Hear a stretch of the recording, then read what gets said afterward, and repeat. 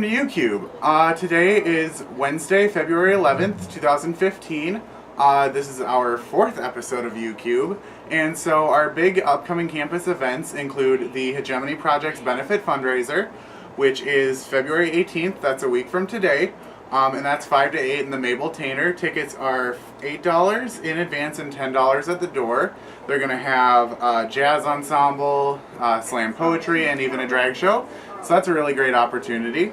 Another big event coming up is Ally Initiative's Spreading Beautiful Summit, all about body image, and that is Friday, February 27th, 2015, in the ballrooms in the Memorial Student Center, and you can register with the link down in the description. Our last event coming up, and our theme for this week, is the first Gamer Night of 2015.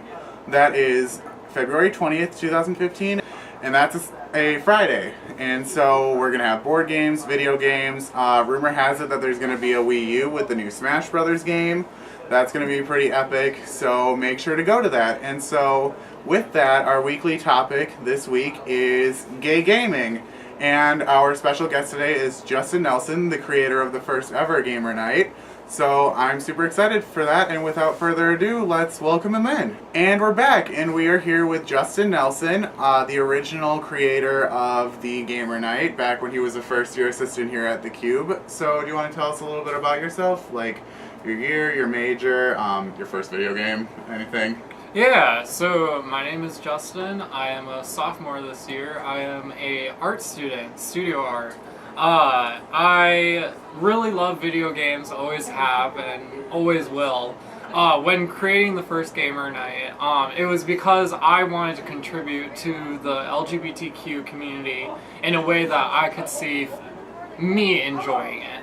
And so immediately I started thinking about how there's a gamer community and how maybe it's a little bit difficult to be a video gamer and be LGBTQ just because sometimes you can feel like you don't fit into it.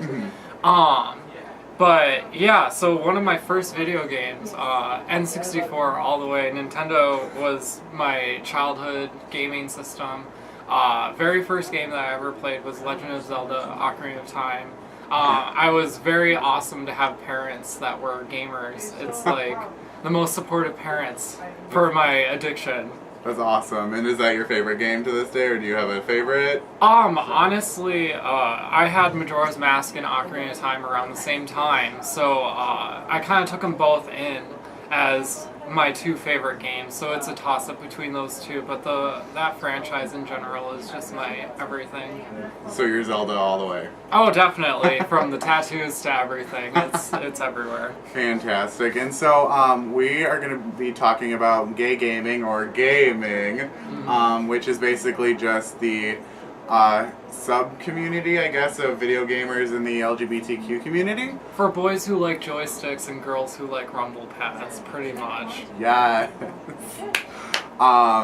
So talk to us a little bit about, I know this is something that's up and coming, is representation of characters that identify as a queer or trans identity in video games. Talk to us a little bit about that. Okay, so especially within the last couple of years, there has been a lot of LGBTQ representation introduced into video gaming that wasn't there, like, at all.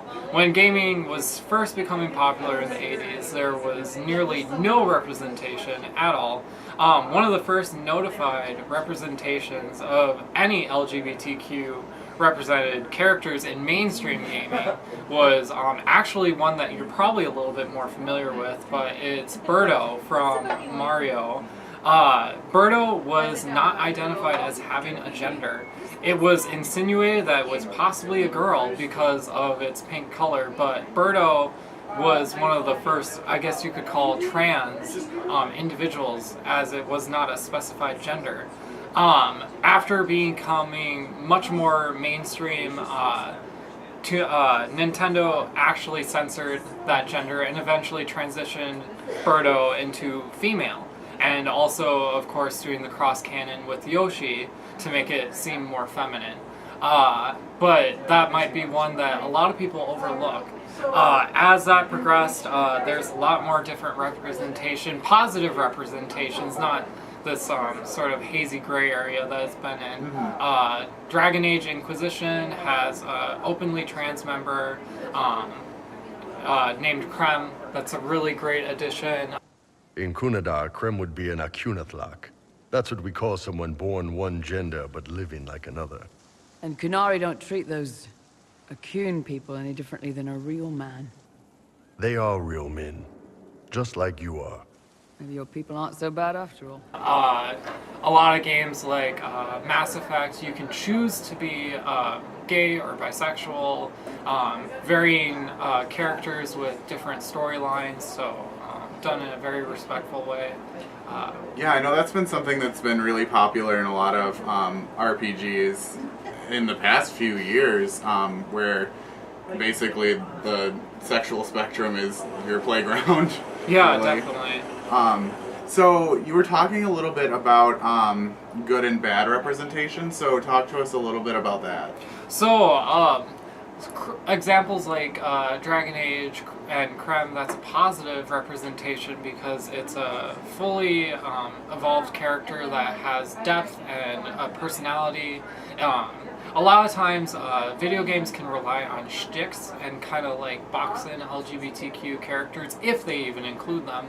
An example of this is when you look at characters like in Harvest Moon, in a recent game, there was a character in Japan, in the Japan edition, that was identified as male. He wore makeup and wears pink and has a pink bedroom.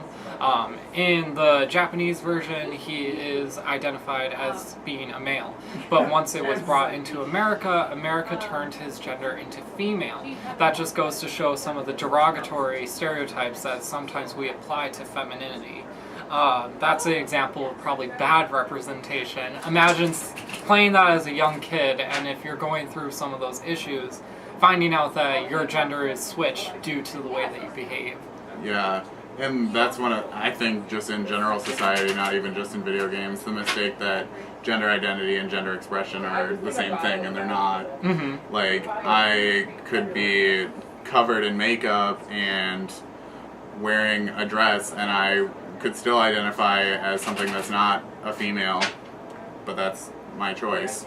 Well, I might be alone on this experience, but I remember when I was younger, I was playing The Sims. I'd get so annoyed at the fact that you could have gay relations, but they were not as in-depth as the heterosexual relations. I'd try to put the characters together in bed together, and I wouldn't get the full sequence that the heterosexual couples would get, and I'd get so mad, because I was just like, that's what I was playing it for at the time. I literally just wanted to play couple maker, and I couldn't fully do that. Matchmaker, make me a match. Well, I mean, honestly, what else is Sims for other than checking out how awful the outfits are? But, it's things like those that can get really frustrating as far as representation. Yeah, and plus I would always, like, my male characters that I was always playing on The Sims, I would always get so upset because the female Sims always had so much cuter clothes. And I'm just like, I want them to be able to wear this, but they're not allowed to. The Technicolor butterfly rainbow t-shirt, I'm sure. Yes, or the rainbow cat t-shirt, because that seems to be a thing today. Yeah, and so I totally get what you're saying with the good or bad representation, and sometimes even there's just minimal representation. They have like a cameo with a queer or trans character, and they're like, look, we made a thing, and it's super progressive, and it's like, no, what are you doing? Yeah, are there any other examples of really, really positive representation? Yeah, because it's not all negative. Like, Yeah. video gaming can be a really tricky thing just because there's a lot of companies that identify as family-oriented. You go to something like Nintendo. Nintendo actually hasn't produced an LGBTQ character in quite some time, especially since half the characters aren't even human. But, granted. Other representation, like I brought up, Mass Effect with its multiple characters and different sexualities that you can pick from. There's also, I played the Fable games on Xbox. In those, you're allowed to have male partners. You can marry your male partners too, so even in this... and have sex with them. Yeah, and it's full whoopee, like the whole deal. No Sims, no Sims crap. It's nice. get the full satisfaction of it. And in later games, you can use protection. Yeah, Which is super which progressive. is very, very important back in those ages when you have like 50 wives and kick chickens. But Yeah, I don't even want to know what they made condoms out of back then. rabbit fur, Oh, ooh. that's my favorite. Yeah, and I know one example I thought of for mainstream games that has LGBTQ representation is recently Grand Theft Auto. Talk about that.